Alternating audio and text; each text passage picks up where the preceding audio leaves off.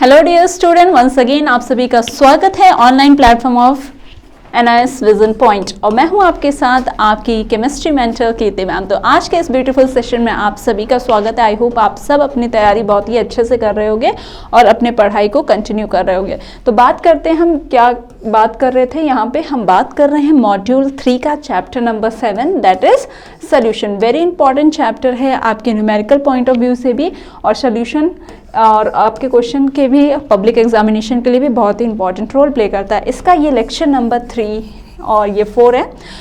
3 lectures आपके पहले ही आ चुके हैं, ये आपका लेक्चर नंबर 4 है। आप उन सारे वीडियोस को देख सकते हैं और साथ ही साथ अपने साथ एक कॉपी पेन जरूर रखिएगा सो दैट आप इस चीज़ों को नोट भी करते चलिए। तो आज का ऑब्जेक्टिव क्या रहेगा, क्या आप सीखने वाले हो, तो आज हम टाइप्स ऑफ सोल्यूशन की बात करेंगे। पर before continuing with the types of solution, हमने प्रीवियस टाइम पे कुछ टर्म्स को डिस्कस किया था दैट जिसको हमने कहा था कि ये हमारे क्या थे, कंसंट्रेशन टर्म। ठीक है, तो कंसंट्रेशन टर्म का मतलब हमने ये जाना बच्चों कि कंसंट्रेशन टर्म जो होते हैं किसी भी सोल्यूशन में कितने अमाउंट में आपका सोल्यूट प्रेजेंट है उसको डिफाइन करने के लिए जो टर्म्स यूज हुए थे उन्हीं को हमने क्या कहा था, कंसंट्रेशन टर्म कहा था। और लास्ट में हमने एंड अप किया था नॉर्मेलिटी पे। ठीक है, नॉर्मेलिटी हो गया, मोल फ्रैक्शन हो गया, मास बाय परसेंटेज हो गया।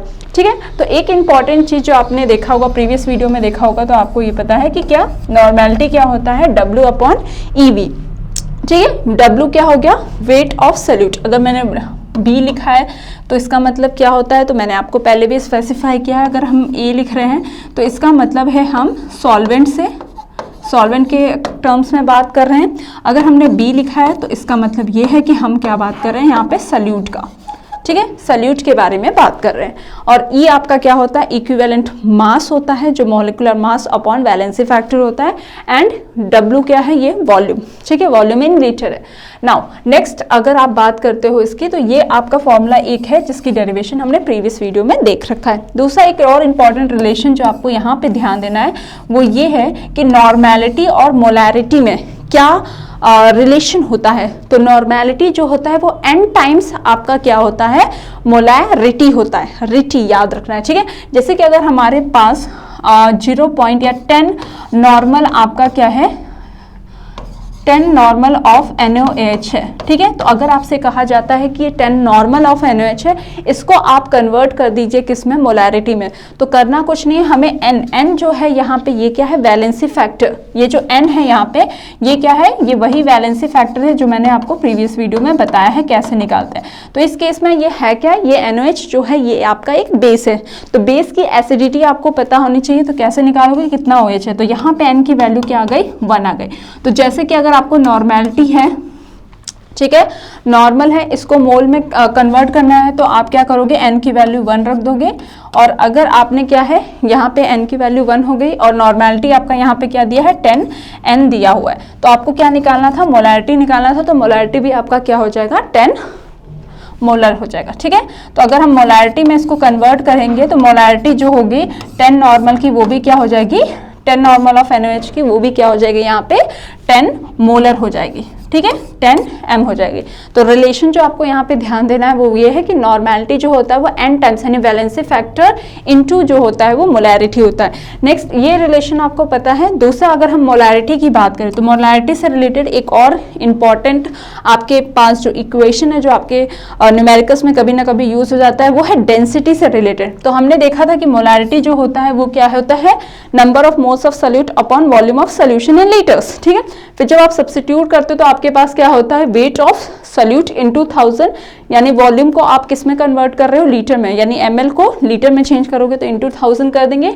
और यहाँ पे क्या आ जाएगा, मास यानी molar mass of solute into V। अगर आप इसको देख रहे हो यानी कि वेट, ये चीज वेट अपॉन वॉल्यूम यानी मास अपॉन वॉल्यूम। ठीक है, तो मास अपॉन वॉल्यूम क्या होता है, नथिंग बट योर डेंसिटी। ठीक है, डेंसिटी बराबर क्या होता है, मास अपॉन वॉल्यूम होता है। तो वही वैल्यू आपने लिख दिया।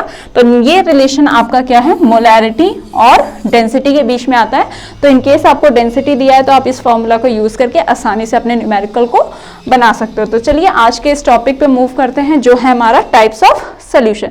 तो टाइप्स ऑफ सोल्यूशन में क्या आप सीखने वाले हो, तो टाइप्स ऑफ सोल्यूशन की अगर हम बात करते हैं तो ये डिपेंड करता है कि जो हमारा सॉल्वेंट है, ठीक है। हमने जो सॉल्वेंट लिया है वो किस फेज में है, क्या वो सॉलिड में है, क्या वो लिक्विड में है या गैस में है, तो उसके बेसिस पे हम डिफरेंट टाइप्स ऑफ आपके क्या कर सकते हैं, सोल्यूशन प्रिपेयर कर सकते हैं। क्या मैंने कहा कि सोल्यूशन, और एक चीज और आपको ये ध्यान देना है कि सोल्यूशन जो आप बनाओगे, ठीक है, तो सोल्यूशन का जो फेज होगा वो हमेशा किसके ऊपर रहता है, किसके ऊपर डिपेंड करता है, वो डिपेंड करता है आपके सॉल्वेंट के फेज के ऊपर, ठीक है।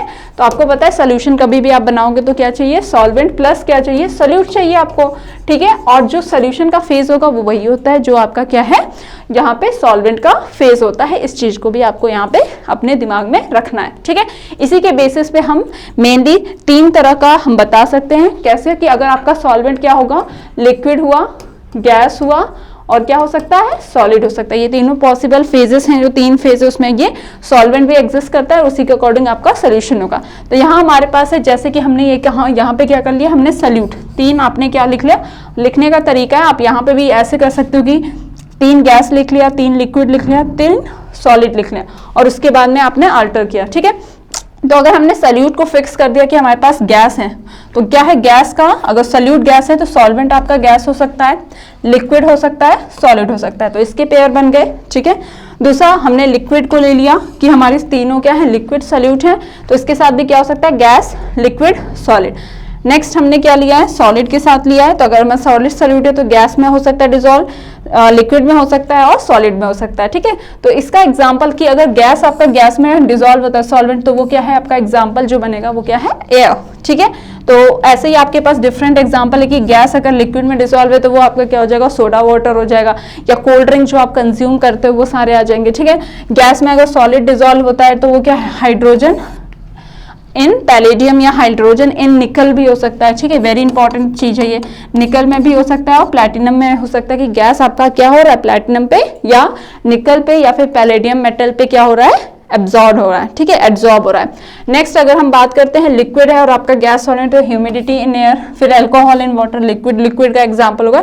तो this is all the basic criteria, वो एक ऐसी आपकी चीज है जो आप अपने आसपास देखा, जैसे सॉलिड में सॉलिड, तो ये कौन सा केस होगा, एलॉय, ठीक है। जब मेटल आपके आपस में क्या करते हैं, मिक्स किया जाता है, जैसे ब्रास है, ठीक है, ब्रास जो है ये आपका क्या है, एक आपका एलॉय है, किससे मिलके बनता है, ये बनता है किससे, जिंक और कॉपर के मिक्सचर से, होमोजीनियस मिक्सचर होगा, ठीक है। जिंक और कॉपर को मिक्स करते हैं तब आपका क्या बनता है, एलॉय बनता है, ठीक है।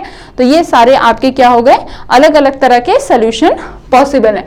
अगर हम बात करते हैं लिक्विड इन लिक्विड सोल्यूशन, ठीक है, तो लिक्विड इन लिक्विड सोल्यूशन का मतलब ये है कि आपका यहाँ पे सॉल्वेंट भी क्या है, लिक्विड है, सोल्यूट भी क्या है, लिक्विड है। तो ऐसे सोल्यूशन को आप क्या कहोगे, ऐसे सोल्यूशन को आप क्या कहोगे, लिक्विड इन लिक्विड सोल्यूशन कहोगे। तो क्या कहा है, in the solution liquid is liquid such that alcohol in water, ठीक है। जैसे कि आपका क्या है, अल्कोहल है, ठीक है, अल्कोहल प्लस वाटर, तो जैसे अल्कोहल जो है आपका प्लस क्या हो गया, वाटर हो गया। साथ में अगर आपने देखा होगा, या फिर हम दूसरे भी एग्जांपल ले सकते हैं लेमन का, ठीक है, लेमन जूस जो हो गया, जो आप स्क्वीज करोगे प्लस वाटर हो गया, ठीक है। तो ये भी आपका क्या है, एक तरह का लिक्विड एंड लिक्विड मिक्सचर है। फिर अगर आप देखते हो कि इंक हो गया या उजाला जो हो गया, वो भी जब आप मिक्स करते हो, ठीक है, तो इंक और आपका क्या है, वाटर का भी जब मिक्सचर यूज करते हो तो ये भी आपका क्या है कि ये भी लिक्विड एंड लिक्विड। अब इंक क्या हो सकता है, सॉलिड यानी पाउडर फॉर्म में भी हो सकता है और आपके पास लिक्विड में भी होता है। तो यहाँ पे जो मैं बात कर रही हूँ वो लिक्विड के कॉन्टेक्स्ट में बात कर रही हूँ, ठीक है। The constituent present in the smaller amount is known as solute and the constituent present in the larger amount is called as your solvent। तो ये आपको पता है। तो यहाँ पे अल्कोहल हो गया, लेमन जूस हो गया, इंक हो गया, ये सारे आपके क्या है, तो लिक्विड फेज में, पर हैं क्या ये है आपके सोल्यूट, और वाटर यहाँ पे क्या हो गया, सॉल्वेंट हो गया, ठीक है। अब देखते हैं कि क्या क्या पॉसिबिलिटी है। तो अगर आप लिक्विड को लेते हो एग्जांपल, तो ये जो भी मैंने एग्जांपल लिया इसमें आपने देखा कि वो दोनों ही लिक्विड क्या है, आपस में क्या हो सकते हैं, मिक्स हो जाते हैं। तो ऐसे लिक्विड जो आपस में एक कंप्लीटली मिक्स हो जाते हैं उनको हम बोलते हैं मिसिबल लिक्विड। क्या कहेंगे, मिसिबल लिक्विड। और जो आपस में मिक्स नहीं होते हैं, जैसे कि आपका ऑयल एंड वाटर, ठीक है, वाटर एंड बेंजीन, तो ऐसे आपके बहुत सारे एग्जाम्पल है जो आपस में लिक्विड तो हैं पर वो मिक्स नहीं होते हैं, तो उनको हम क्या कहते हैं, उनको हम हम कहते हैं नॉन मिसिबल या इमिसिबल लिक्विड्स कहते हैं। तो उसी को हम टर्म्स में देख लेते हैं कि जो अब आपका लिक्विड्स होता है तो आपके पास क्या सिचुएशन जो है यहाँ पे अराइज हो सकता है। पहला क्या है कि both the liquids are completely miscible, एक दूसरे में अच्छे से क्या हो सकते हैं, मिक्स हो जाते हैं। तो आपका एग्जाम्पल अभी हमने डिस्कस किया अल्कोहल एंड वाटर हो गया, ठीक है। तो आपने ये देखा कि ये दोनों ही पोलर हैं और ये क्या है, दोनों नॉन पोलर हैं, ठीक है। तो मैंने आपको एक बार और भी चीज ये बताई थी कि जब भी आप देखना कि लाइक डिजॉल्व लाइक, मतलब एक जैसे में क्या होता है, डिजॉल्व होता है, ठीक है। घुलता जो है वो एक जैसे में ही घुलता है, अनलाइक एक दूसरे में घुलते नहीं है, ठीक है। तो यहाँ पे हम बात करें कि अल्कोहल और वाटर ये दोनों ही क्या है, पोलर नेचर के, तो ये आपस में मिल जाएंगे।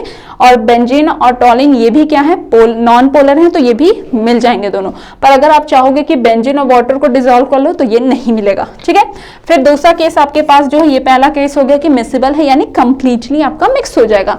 दूसरा आपके पास क्या है कि पार्शियल मिक्स हो रहा है, ठीक है, कंप्लीटली नहीं तो क्या हो रहा है, पार्शियल, कुछ हद तक क्या हो रहा है, मिक्स हो रहे हैं। जैसे कि वाटर और फिनॉल, कुछ ऐसे आपके लिक्विड हैं जो बिल्कुल ही मिक्स नहीं होते, तो उनको हमने क्या कहा, उनको हमने कहा इमिसिबल लिक्विड्स कहा, ठीक है। जैसे कि वाटर और आपका क्या हो गया, बेंजीन, वाटर और टॉलिन, जो मैंने अभी आपको समझाई। या फिर सिंपल एग्जांपल जो आप आसपास देखते हो, वाटर और आपका क्या हो गया, ऑयल। आप देखते हो वाटर, ऑयल या और फैट को अगर आप देखते हो तो वो पानी में डिसॉल्व नहीं होता है। तो ये सारे केस हैं जब आप लिक्विड एंड लिक्विड केस का देखते हो। नेक्स्ट इसी से रिलेटेड लिक्विड एंड लिक्विड का हमारे पास बहुत सारे अभी है, रॉल्स लॉ है, उन सबको भी हम लोग ब्रॉडली अभी पढ़ेंगे जो सोल्यूशन का आपका इंपॉर्टेंट है। अगर अब हम बात करते हैं सॉलिड्स इन लिक्विड सोल्यूशन, अब वर्ड क्या लिखा है यहाँ पे देखो, लिक्विड सोल्यूशन, इसका मतलब क्या है, सॉल्वेंट अगर आपसे पूछा जाए तो वो क्या होगा, लिक्विड होगा। पर यहाँ पे जो पार्टिकल या सॉल्यूट आपका होगा वो क्या होगा, यहाँ पे सॉलिड होगा, ठीक है। तो इस केस में आपके पास बहुत ही कॉमन एग्जांपल है कि आपके पास क्या है, वाटर है और उसमें अगर आपने क्या, ये सॉल्ट है आपके पास, ठीक है, सॉल्ट या फिर शुगर है, ठीक है, चीनी है, उसको आप मिक्स करते हो तो शुगर क्या है आपका सॉलिड स्टेट में, और उसको आपने क्या कर दिया, मिक्स कर दिया और तब सोल्यूशन बनाया, तो उसको क्या कहेंगे, सॉलिड इन लिक्विड सोल्यूशन। तो when a solid is dissolve in the liquid, the solid is referred as the solute and the liquid as solvent. For example solution of sodium chloride in water, यानी नमक, that is NaCl, and solute जो हो जाएगा वो sodium chloride हो जाएगा, water जो हो जाएगा वो यहाँ पे क्या हो जाएगा, सॉल्वेंट हो जाएगा, ठीक है। इस तरह का केस जहां पे आपका क्या है, सॉलिड डिसॉल्व हो जाता है लिक्विड में, तो उसको हम कहते हैं क्या, सॉलिड इन लिक्विड सोल्यूशन, ठीक है। हम लोग लिक्विड सोल्यूशन का ही क्यों एग्जांपल ले रहे थे यहाँ पे आपको एक्सप्लेन करने के लिए, तो वो इसलिए ले रहे थे क्योंकि आपका जो चैप्टर है वो बाइंडेड है ओवर द सोल्यूशन, और हम यहाँ पे सोल्यूशन के बारे में बात करेंगे। और जो गैसियस स्टेट है वो हमने पहले ही डिस्कस कर रखा है, तो यहाँ पे वो चीजें क्या होती है, हम लोग मोर ओवर जो फोकस करेंगे वो किस पे करेंगे, लिक्विड पे ही करेंगे, ठीक है। तो आई होप आज का लेक्चर आपके लिए काफी हेल्दी रहेगा और आपने बहुत सारी चीजों पे सीखा होगा, साथ ही साथ कंप्लीटली इसके नोट्स भी बनाए होंगे। नेक्स्ट वीडियो में हम और भी बात करेंगे जो आपके सोल्यूशन से रिलेटेड है। अगर आपके पास कोई क्वेरीज हैं, डाउट हैं, तो आप इस नंबर पे हमें कांटेक्ट कर सकते हैं, अपने डाउट को क्लियर कर सकते हैं। और अगर आपको NIOS से रिलेटेड कोई भी इंफॉर्मेशन चाहिए तो वो आप इस वेबसाइट पे जाके हम विजिट कर सकते हैं और अपने इंफॉर्मेशन को गैदर कर सकते हैं। So bye bye and take care.